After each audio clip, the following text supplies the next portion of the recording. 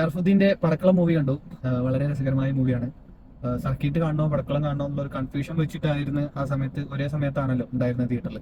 അങ്ങനെ ഇപ്പോൾ സൺഡേ അല്ല സാറ്റർഡേ ആണ് കാണാൻ പറ്റി. വളരെ ഇഷ്ടമായി എനിക്ക്. എന്താ പറയുക, കുറെ കഴിഞ്ഞിട്ട് വളരെയധികം ചിരിക്കാൻ പറ്റിയ മൂവിയാണ്.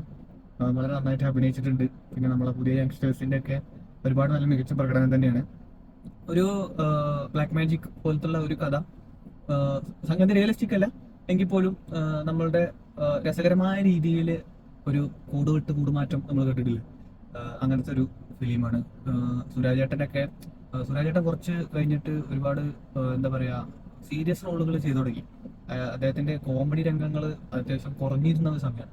പക്ഷെ ഈ ഫിലിമിൽ അത് ശരിക്കും ഒരു ഹിറ്റ് ബാക്ക് എന്ന് തന്നെ പറയാം. വളരെ നന്നായിട്ട് ആ ക്യാരക്ടർ അവതരിപ്പിച്ചിട്ടുണ്ട്. തുടക്കം മുതൽ അവസാനം വരെ ഓരോ പാർട്ടിലും ചിരിക്കാനുള്ള വക പടക്കളത്തിലുണ്ട്. അപ്പോ ചിലപ്പം പേര് കൊണ്ടുള്ള ഫെമിലാരിറ്റി കുറവോ അല്ലെങ്കിൽ ആ ഗ്രൂപ്പോ അതിന്റെ പോസ്റ്റേഴ്സോ കാണുമ്പോൾ എല്ലാവരും തിയേറ്ററിൽ പോയി കണ്ടോളണമെന്നില്ല.